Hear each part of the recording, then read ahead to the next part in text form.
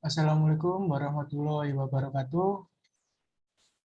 Di sini kami dari kelompok 5 akan menjelaskan tentang impact metode SARPI yang dimana sebelumnya kami akan memperkenalkan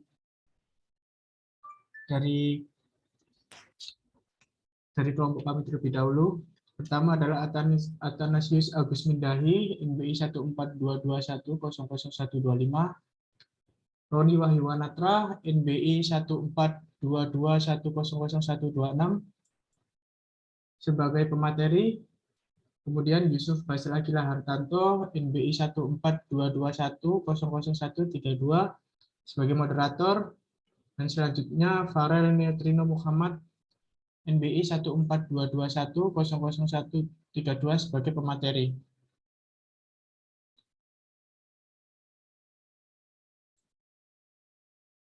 Di sini definisi impact akan dijelaskan oleh Mas Roni Wahyuwanatra. Silakan Mas Roni, persilakan.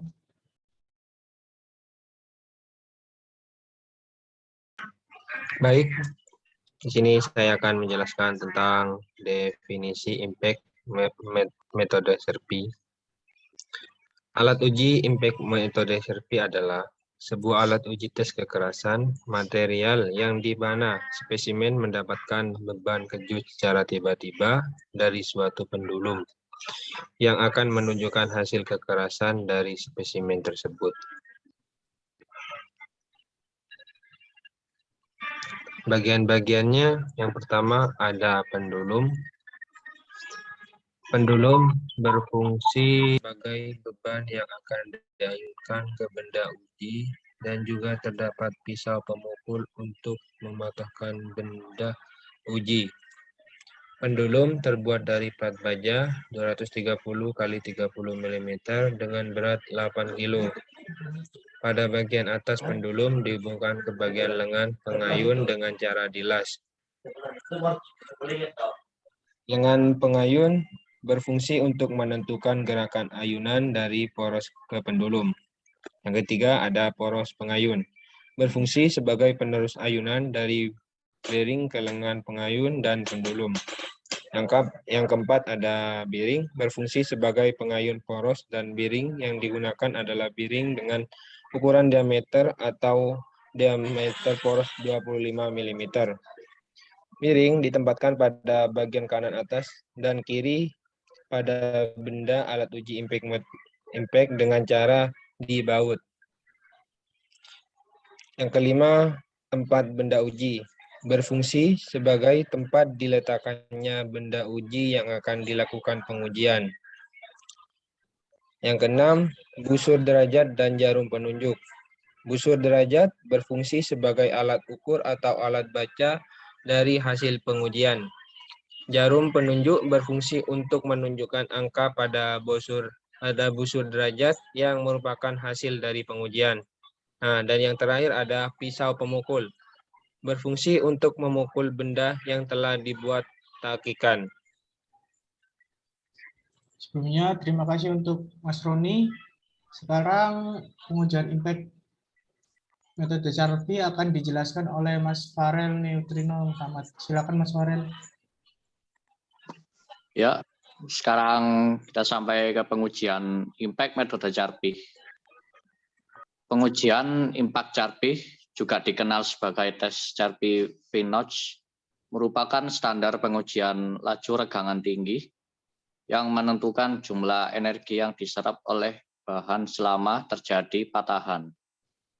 Energi yang diserap adalah ukuran ketangguhan bahan tertentu dan bertindak sebagai alat untuk belajar bergantung pada suhu transisi ulet getas. Metode ini banyak digunakan pada industri dengan keselamatan yang kritis karena mudah untuk dipersiapkan dan dilakukan. Kemudian hasil pengujian dapat diperoleh dengan cepat dan murah. Tes ini dikembangkan pada 1905 oleh ilmuwan Perancis Georges Charpy. Pengujian ini penting dilakukan dalam memahami paham patahan kapal selama Perang Dunia II, di mana benda uji dibuat ditagikan terlebih dahulu sesuai dengan standar ASTM E2305 dan hasil pengujian pada benda uji tersebut akan terjadi perubahan bentuk seperti bengkokan atau patahan sesuai dengan keuletan atau kegetasan terhadap benda uji tersebut. Percobaan uji impact CHARPY dilakukan dengan cara pembebanan secara tiba-tiba terhadap benda uji yang akan diuji secara statik, di mana pada benda uji dibuat terlebih dahulu sesuai dengan ukuran standar ASTM E2305. Lanjut, prinsip dan cara pengujian impact. Prinsip kerja uji impact adalah memberikan pembebanan dengan kecepatan tinggi, sehingga terjadi penyerapan energi yang besar ketika beban menumbuk benda uji. Cara pengujian impact.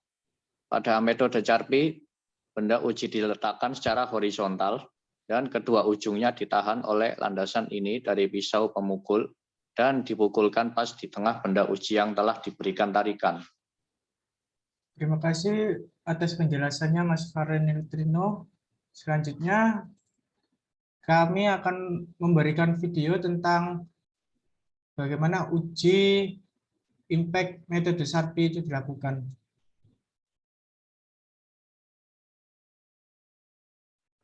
The CHARPY impact test.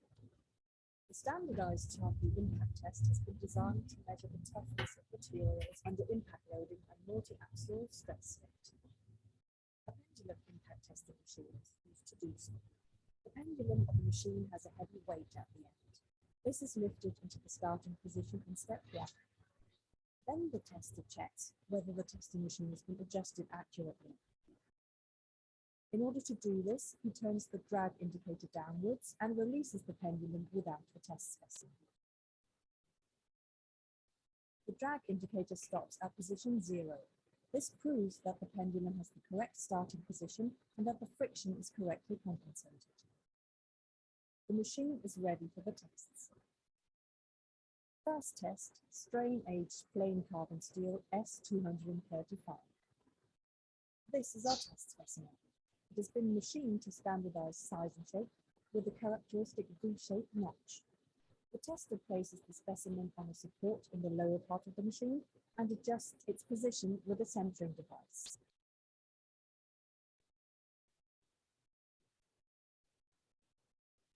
Next, he turns the drag indicator downwards again and checks that everything is prepared correctly.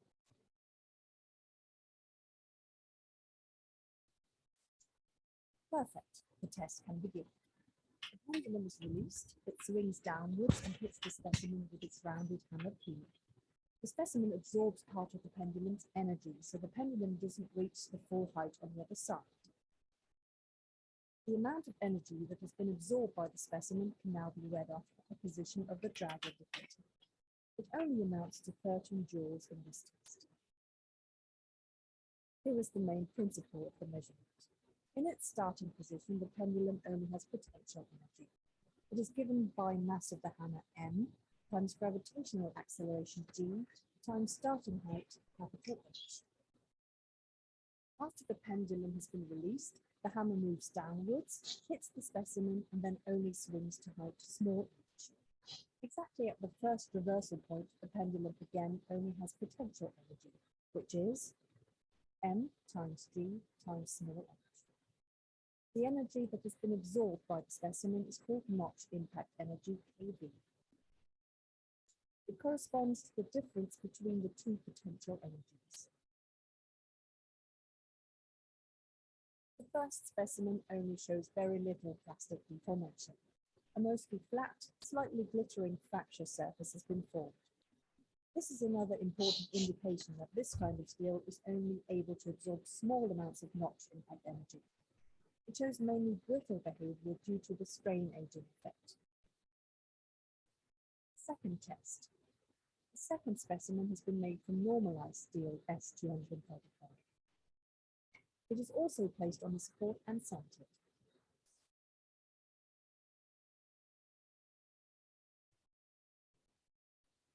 The tester turns the drag indicator to its starting position, rechecks all safety measures and releases the pendulum.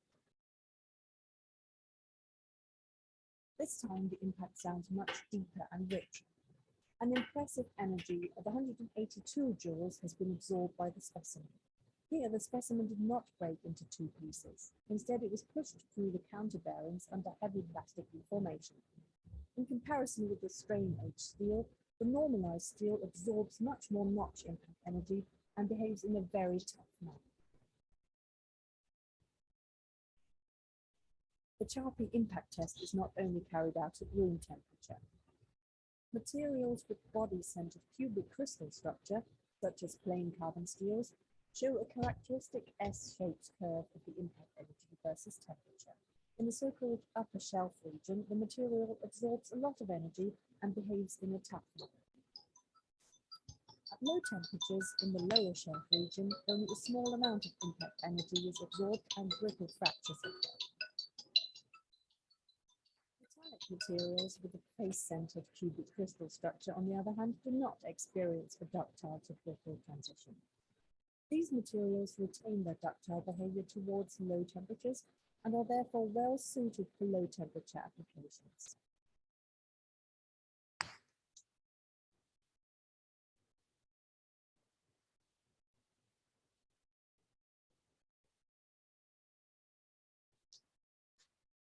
Dan itu adalah cara atau beberapa uji tes impact yang ada di Charpy. Selanjutnya, kesimpulannya adalah alat uji impact metode Charpy adalah sebuah alat tes kekerasan material yang dimana spesimen mendapatkan beban kejut secara tiba-tiba dari suatu pendulum yang akan menunjukkan hasil kekerasan dari spesimen tersebut.